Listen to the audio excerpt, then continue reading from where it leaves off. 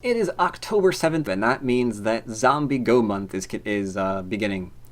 Zombie Go, in case you are not aware of what that term is, and I don't blame you, I kind of just made it up, is we are going to be looking at games every Wednesday this month that feature a very, very specific theme. And that theme is dead stones coming back to life to haunt the players. And this first game is an amazing example of it. It was even played this month as if it was played just for Zombie Go month. I will not tell you who the players are until afterwards, so you can't look up. So the people who are watching this live can't look up and, see what happens next. Is that the Japanese term or the Chinese term? Nope, Zombie Go is all US creation. I think. I don't think it's ever been used before. But everything opens up rather well. Nothing unusual or frightening in the beginning. We have dual 3/4 from black. We have dual 3/4 for white.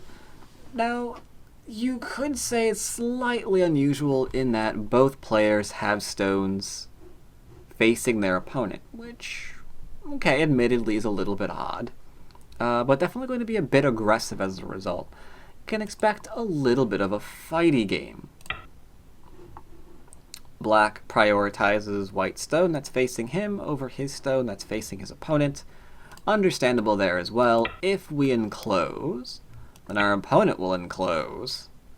And then I guess we could approach.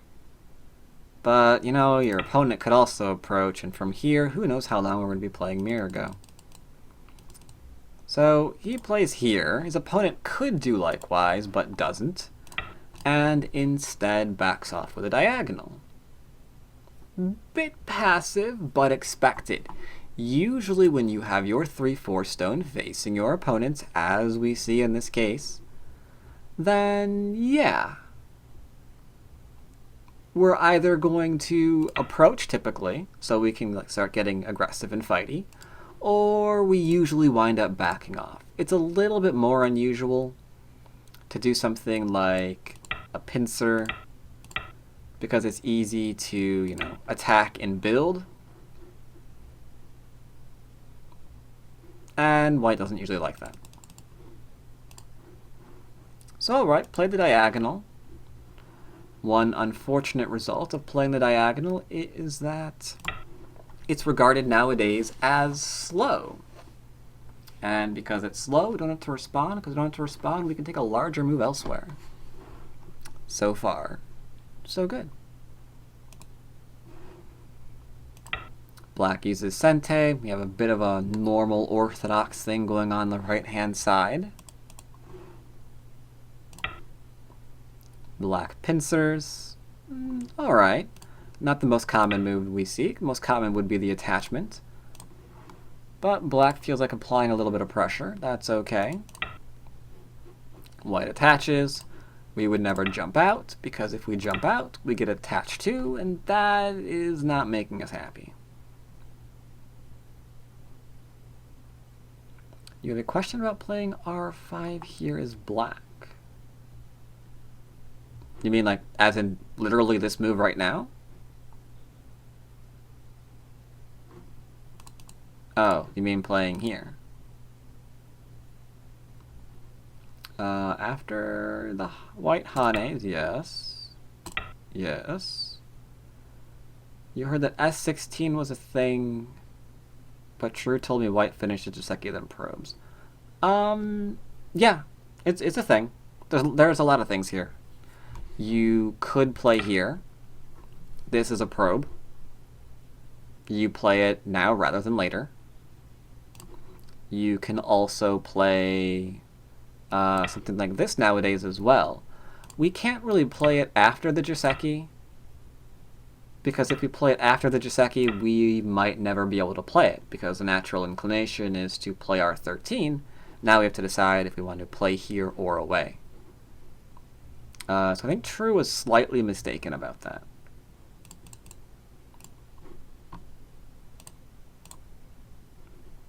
Alright, so played here. Gonna, of course, jump away. Black has to decide what he wants to do from here. He decides to go and settle. White does likewise.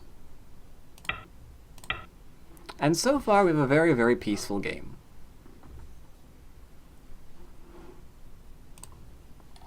Not at all a game in which zombies are going to arise and start killing everyone. Black says my next largest move is to be here. Bit unusual to play so close. Does leave J3 open. I guess he wants to potentially get into a fight still.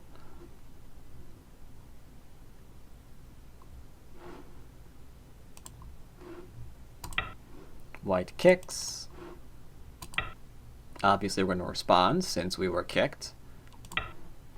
And white takes territory. Again, very, very, very simple and calm game so far. Nothing at all violent. Nothing at all violent at all. Black takes Sente and approaches. How do we know he's going to do that? Well, he could play here. It is Gote. It allows your opponent to take the enclosure or to extend and get like a little bit of maybe a mini Kobayashi thing kind of going on here. Have to be careful how we respond to it now. What else could we do? We could take the top, but we're not really interested in taking the top.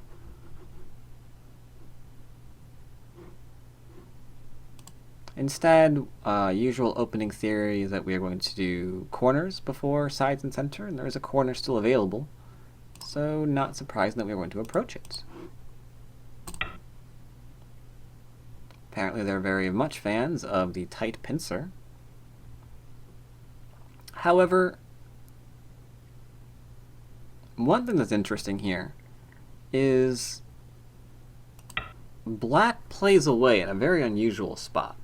I would understand playing away. I wouldn't figure playing away there. Like sometimes I would expect to see maybe something like this, because if we continued here, then maybe we get a very, very large framework in the upper right-hand corner.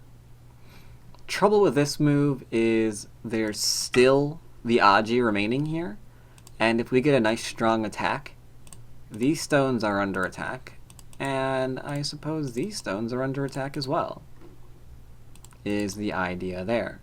So rather than building up here and just saying, "Geely gosh, I hope my stones are okay," he's decided to defend himself. Now granted, maybe there's a little bit of a loose connection here, but it's a bit tenuous. It is harder to invade the bottom now, though. White follows up and kicks. He decided not to play this because Black can still play in the upper left-hand corner to live. At that point, he needs to use his influence, and that's not really the kind of game that he's playing right now. You can see down in the lower right-hand corner, he's playing very much for territory, same in the lower right.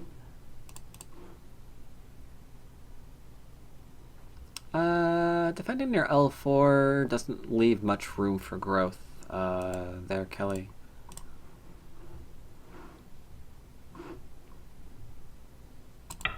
Here we see potential redirect. Now that we're defended, maybe he's aiming on the right-hand side. Is that where White's going to play next? Absolutely. If we got greedy again and played this move, then we're going to see the double, bit of a variation on the double wing formation on the upper right-hand side. And that'd be a bit of a problem. Oh, I'm sorry, I missed a comment from chat. WC12 for Chinese looking thing if B didn't play on the left. You could do that. Yeah, you could have played something like that. It's hard to say. Depends on where Black plays and how you want to respond to it. If Black plays here, maybe you're taking this way regardless, because you could do the framework for a Chinese-looking thing. But the trouble there is you're still giving away a large move on top of the board, and you haven't really secured territory yet. So alright, large move here. Bit funny placement as to why this is a large move. Does anyone know why I think this is a little bit funny placement? Why Q12 is a little bit weird, a little bit strange?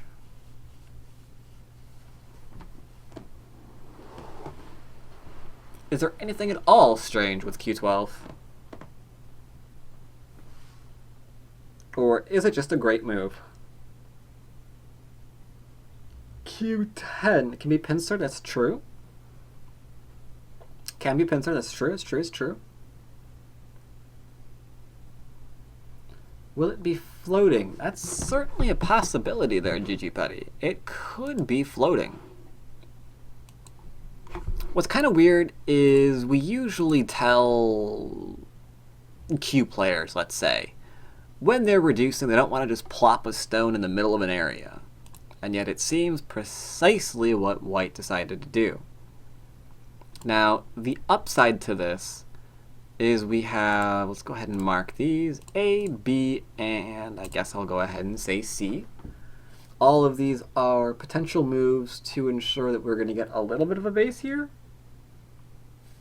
As mentioned, though, depending on what's played, you are running a little bit of a risk of being undercut.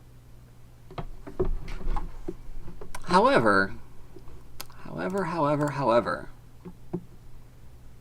whereas we're looking at moves like Q10 maybe to put pressure or R10 to keep undercut, Black decides that he's going to play this.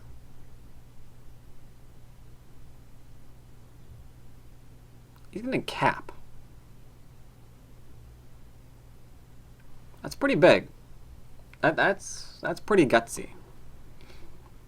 It's like we're not gonna put pressure. It's gonna keep him from running away, I guess. A little bit of Cosmic Go, Merrick, yeah. So White says, alright, I guess I'm just gonna try to be okay here, because there's all this room. To which Black says, be my guest. And White says, yeah, I'm just living here.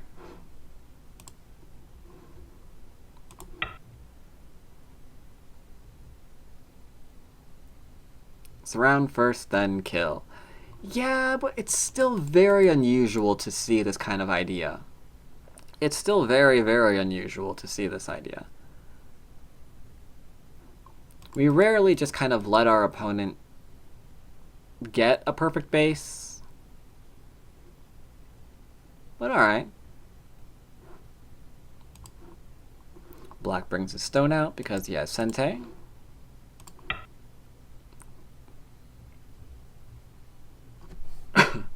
Be aiming for the 19th line territory in the middle? Could be. We shall see. He is definitely a influence-oriented strategy sort of player. Kind of hinted at it with this move, but maybe that move was just for defensive purposes. Don't know if it's really for that. Hard to say. But these moves, these last moves, that's a dead giveaway. Alright, time to defend ourselves. A lot of territory being acquired by White, though. Black says that's absolutely no problem. Just gonna keep sealing you in, man. I'm a builder. White says, okay. I'm just gonna secure myself. Black says, fine, you do that. I now have this loose wall spanning the entire board. At this point, I want to ask who your preference is. Not knowing who the players are, except for Gobaduk, who recognized the game, I think. Not knowing the strength of the players, who do you prefer? You like White? You like Black? What is the consensus here? Or are we completely split down the middle? So far we have 1 and 1. Merrick and Kelly both taking opposite sides.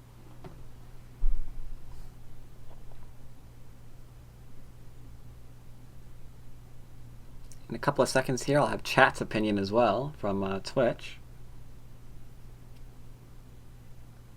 Kelly hates influence.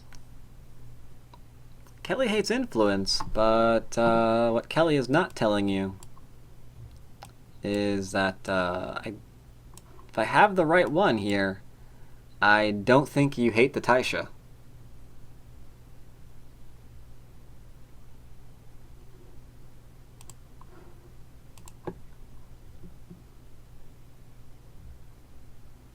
Alright, let's see. Has some okay, now we're getting comments. We have black, white, black, black, black. Oh, yeah, we're leaning more towards black in the comments. Alright, interesting, interesting. Zwim says, black because resembles my games. Okay. Okay, interesting, interesting. And I have not given away the strength of these players, keep in mind. Though, you know they're professionals. At this point, you would know they're professionals. Or very, very good at faking it. Alright, so White says, I need to do something about this. How do we even think about reducing an area this large? We're looking for weaknesses we want to reduce. So where are the weaknesses here? Where are the weaknesses here? Oh, you didn't just say Tengen. Though I approve wholeheartedly that you censored yourself. Oh, okay. It wouldn't let me. It's not Tengen. We're not going to just plop it. That thing would be in trouble. It would get pincered. Lots of problems. H15 area, so says Zwim. Anyway, so I like the suggestion of the H15 area. Usually when we're dealing with influence of this scale, we need to find weaknesses. The only thing that's really weak right now are small knights. And the largest of the small knights is the large knight over here. So White decides that this is going to be the area in which he begins his assault. Black says that's fine. And offers up his 2 stones as sacrifice. But White apparently is not going to take him up on the sacrifice, because he knows that he needs to get an area here. He needs to get in the area here, I should say. So he seeks to use the cutting stone, as well as the 3 for himself. Black's trying to defend. White is now making shape. It looks like these 4 stones are in trouble. They might soon even be dead if we're not careful. Has to Atari, which is answered with the Atari.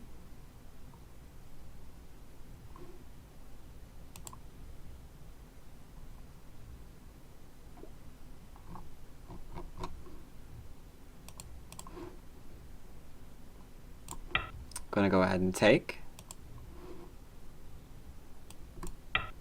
Threatens to create another group, but we do have the 3 stones that are in trouble, so it seems like it's going to be Sentei.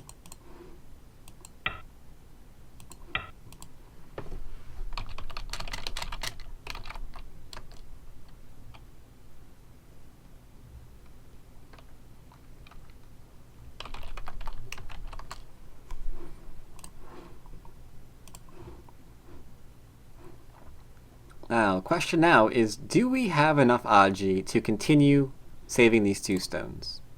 What do you think? Can we save both groups simultaneously?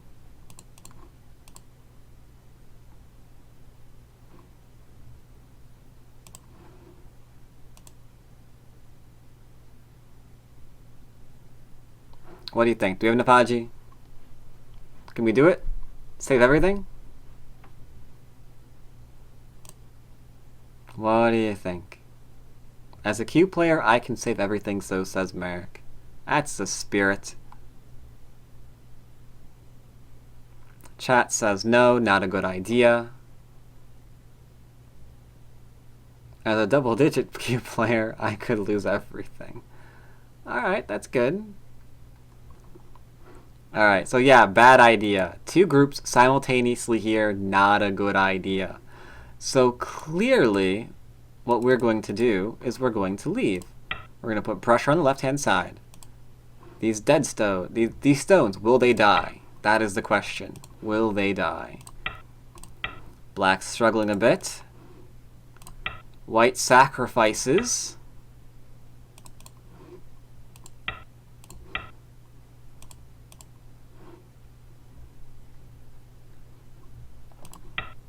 Defends his cut point. Black now has to live, so he goes after the large knight as well. White says I poke. Black says I ladder. Taking himself a potentially huge corner in the upper right hand side of the board.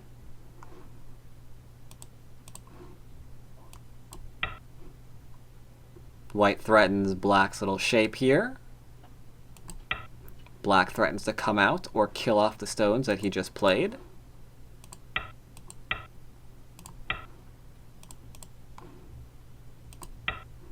Looks like he's going to be fine. Those stones can't cut, can't link up anywhere.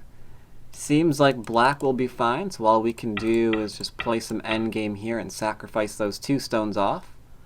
Now that's two instances of sacrifice we have in the game right now. White's defending. He has to. Doesn't really have any choice. Can't let Black keep coming under. White says, or Black says, this is Sente. So I will play here first. Connects. Hits to see if he can get himself some Sente again. Answered once, but we have to respond in order to live. Looks like Black won. It does look like. Isn't that amazing? We've got a huge corner on the upper right side. The bottom seems like it is okay as well.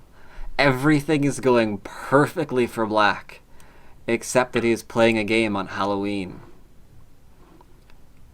White decides to invade. He can't let Black have everything.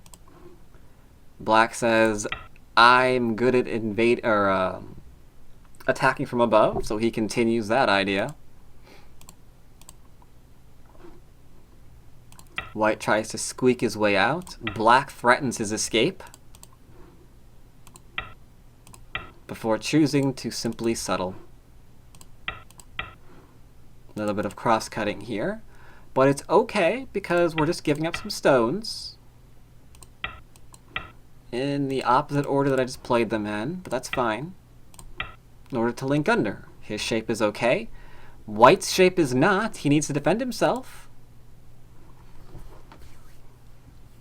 But chances are he's going to be okay. Because these white stones here are close enough to the white wall that it's hard for J6 to really come back and do anything. So here we have a pretty straightforward game. It looks like Black is going to win. The bottom is filled with territory. The upper right-hand corner is enormous. The influence strategy that Black adopted this game seems to have paid off. The only way that White can win this game is an invasion. But where can you invade? You tried to invade the bottom, and you were beaten away. Black's pretty strong on the top. His corner is nice and solid. What could he do? What could he do? Can he play a move like Alt 11? But then that gets sealed off. We can play S16 and see if we can reduce there. There's no way to come in from the outside. You know your opponent has to invade. You know there's probably nowhere for him to do so. Unless Black has already invaded you and you're not even aware of it. Unless you realize that this is the moment where the call is coming from inside the house. White extends. Suddenly the cut point's in trouble. Oh dear, we have to protect against that. But it's fine. There's nowhere for him to go. He's completely surrounded. The corners are strong. There's nothing he can do. These stones are dead. They can't go anywhere. White turns. Alright, getting a little bit scary, but we've got a lot of liberties in the top group. We're fine. He still can't escape. So black plays the Hane. White responds. Can't let our stones die. Then we poke out the elephant eye. As Merrick has mentioned, oh god, Merrick might be a zombie. He knows what's going on. He's seeking brains.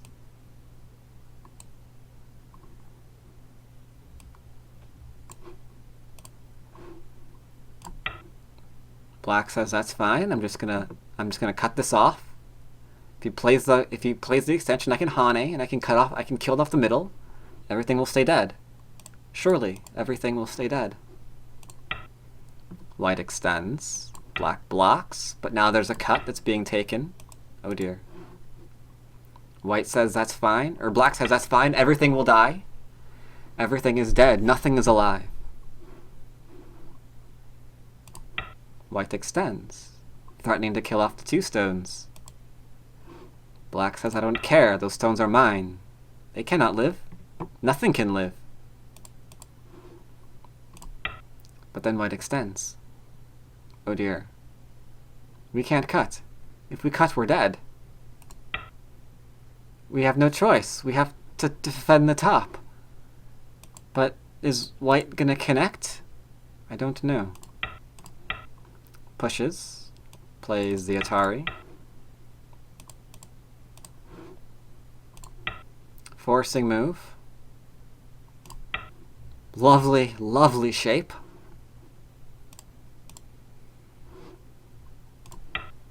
White connects. Now we have to make an even lovelier shape.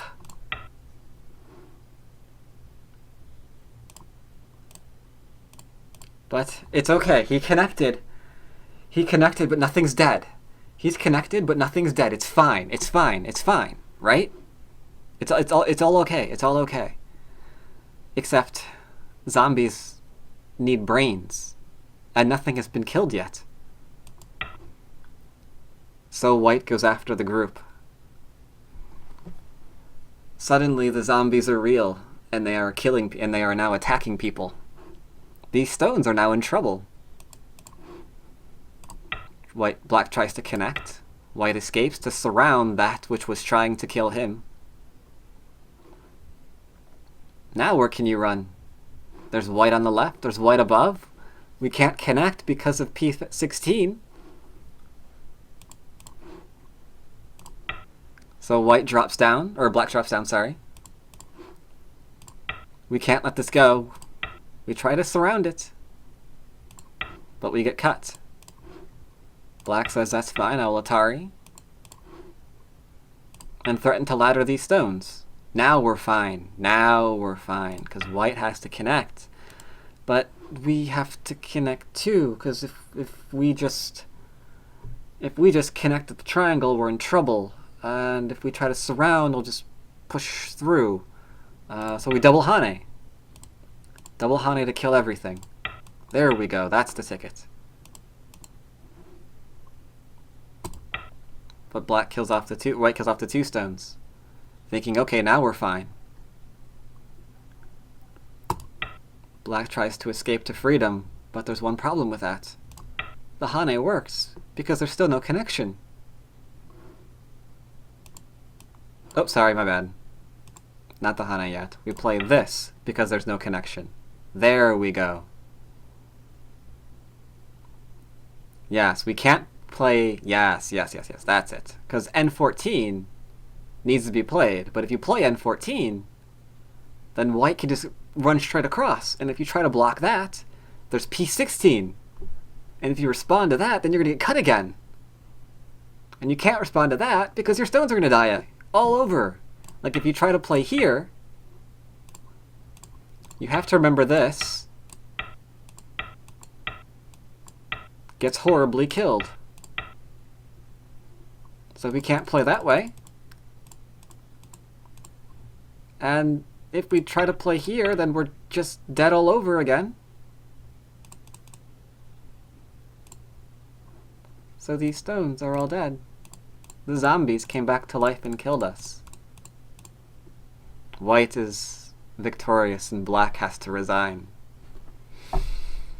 Alas, the reduction was already there. The territory that he thought was his, thought was so strong just a few moves ago. This lovely little area with such a huge corner expanding into the center, with that wonderful wall that he built early on in the game.